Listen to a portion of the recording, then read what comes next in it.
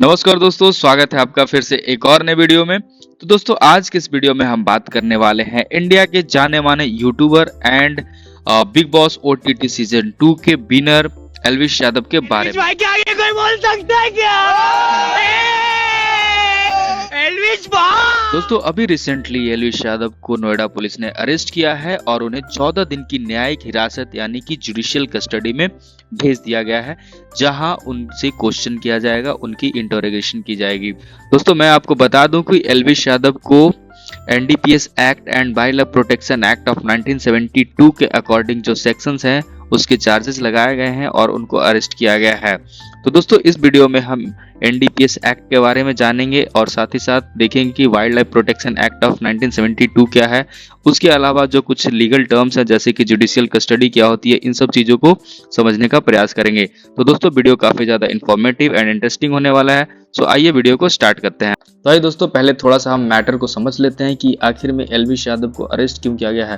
तो दोस्तों जैसा कि आप आज तक का इस न्यूज हेडलाइन में देख सकते हैं कि सांपों की जहर की तस्करी के मामले में जो यूट्यूबर एल्विश यादव हैं उनको अरेस्ट किया गया है। दोस्तों मैं आपको यहाँ पे बता दूं कि जो सांप का जहर होता है जिसे स्नेक वेनम कहते हैं, और इन वेनम का इस्तेमाल यानी इन सांप के जहर का इस्तेमाल जो रेप पार्टीज होती हैं उसमें किया जाता है। यहाँ पे लोग क्या है दोस्तों कि सांप का जो जहर होता है उसको डायरेक्टली लेते हैं, कई लोग उसको अपने ब्लड में उसको इंजेक्ट करते हैं और लोगों को इससे बहुत ज़्यादा नशा मिलता है और लोग हैं वो पार्टीज में काफ़ी ज़्यादा इंजॉय करते हैं। दोस्तों ये जो पार्टीज होती हैं वो आम लोगों की पार्टी नहीं होती है, काफ़ी हाई प्रोफाइल पार्टीज होती हैं। यहाँ पे कई सारे अलग अलग टाइप के साइकोट्रॉपिक सब्सटेंस यूज़ किए जाते हैं, ड्रग्स लिए जाते हैं, वहाँ पे ही स्नेक वेनम का इस्तेमाल किया जाता है रेप पार्टीज में। दोस्तों इन जहरीले सांपों के जो जहर होते हैं वो मार्केट में काफ़ी महंगा बिकते हैं। तो यही एलिगेशन एल्विश यादव के ऊपर लगाया गया। तो दोस्तों अब हम थोड़ा एनडीपीएस एक्ट के बारे में जान लेते हैं। तो दोस्तों बेसिकली जो एनडीपीएस एक्ट है इसका फुल फॉर्म है narcotic drugs and psychotropic substance act. दोस्तों इस एक्ट को 1985 में पास किया गया, जिसका जो मेन ऑब्जेक्टिव था दोस्तों ये था कि to prohibit a person from production, manufacturing, cultivation, possession, sale, purchasing, transportation, storage and consumption of any narcotic drugs और साइकोट्रॉपिक सब्सटेंस। तो दोस्तों इसको हम थोड़ा आसान भाषा में समझते हैं। सबसे पहले समझते हैं कि ये जो साइकोट्रॉपिक सब्सटेंस होते हैं, ये जो साइकोट्रॉपिक सब्सटेंस होते हैं उसका मतलब क्या होता है। तो दोस्तों ये जो साइकोट्रॉपिक सब्सटेंस होते हैं वे ऐसे सब्सटेंसेस होते हैं जिनको इनटेक करने पे, जिनको कंज्यूम करने पे जो इंसान है वो सीधे सीधे उनके ब्रेन पे असर होता है उसका, और उनकी जो माइंड है वो बिल्कुल अनकॉन्शियस स्टेट में चली जाती है और बहुत ज़्यादा नशा होता है। जैसे कि गांजा,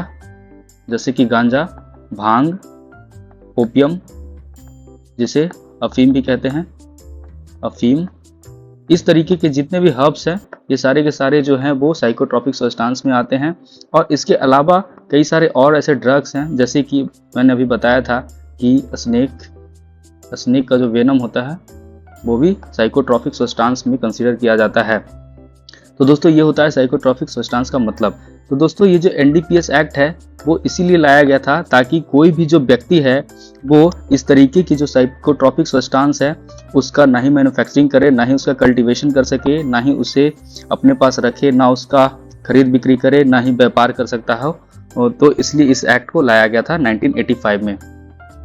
दोस्तों ये जो एनडीपीएस एक्ट है इसको सही तरीके से ऑपरेट किया जा सके इसके लिए एनसीबी बनाई गई, जिसका फुल फॉर्म होता है नारकोटिक्स कंट्रोल ब्यूरो। ये एनसीबी का फुल फॉर्म होता है। दोस्तों आइए हम थोड़ा सा एनसीबी के बारे में भी समझ लेते हैं। दोस्तों जैसा कि मैंने अभी बताया कि एनसीबी का फुल फॉर्म होता है नारकोटिक कंट्रोल ब्यूरो।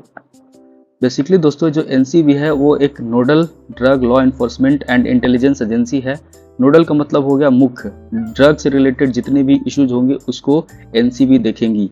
तो ये इसका काम है to fight against drug trafficking and the abuse of illegal substances, यानी कि ड्रग के खिलाफ लड़ना ही एनसीबी का मुख्य उद्देश्य है।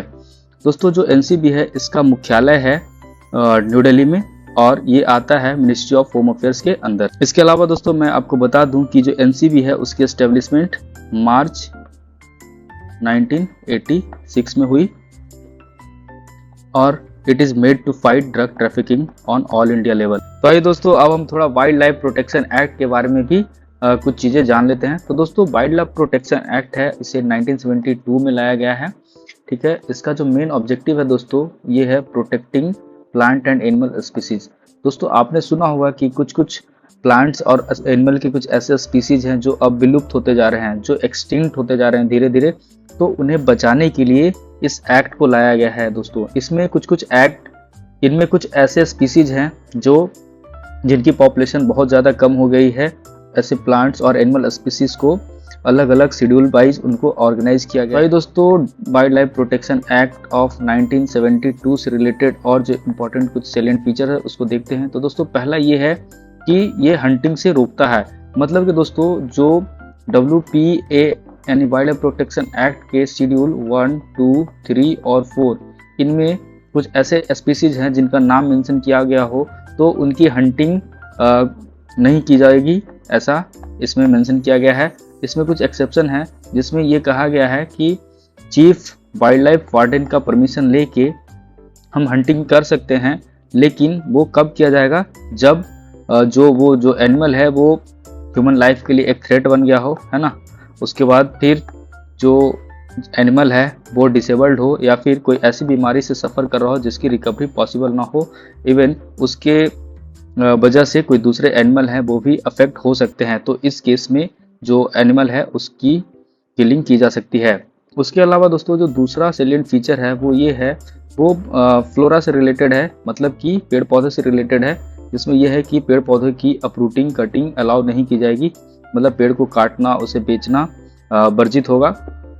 इसमें कुछ एक्सेप्शन वही है दोस्तों कि जो चीफ वाइल्ड लाइफ वार्डन है उनका परमिशन लेके ऐसा किया जा सकता है, मतलब पेड़ को काटा जा सकता है, उखाड़ा जा सकता है, लेकिन वो सिर्फ एक स्पेसिफिक पर्पस के लिए, जैसे कि एजुकेशनल पर्पस, साइंटिफिक रिसर्च और प्रिजर्वेशन के पर्पस से ही ऐसा किया जा सकता है। उसके अलावा जो तीसरा सैलिएंट फीचर है उसमें यह है कि declaration and protection of wild life sanctuaries and national parks. मतलब कि दोस्तों, जो सेंट्रल गवर्नमेंट है वो ऑथराइज है किसी भी पार्टिकुलर एरिया को वाइल्ड लाइफ सेंचुरी बनाने के लिए या फिर नेशनल पार्क घोषित करने के लिए और उससे रिलेटेड जितने भी प्रोविजंस हैं उसको एग्जीक्यूट करने के लिए। तो दोस्तों, ये था कुछ इंपॉर्टेंट फैक्ट्स और इन्फॉर्मेशन जो मैंने आप लोगों के साथ शेयर किया। दोस्तों, अगर आपको ये वीडियो अच्छा लगा तो प्लीज़ वीडियो को लाइक करिए और हमारे चैनल को सब्सक्राइब करिए। हम इस तरीके के इन्फॉर्मेटिव वीडियोज डालते रहते हैं। सो थैंक यू दोस्तों, thank you for watching this video.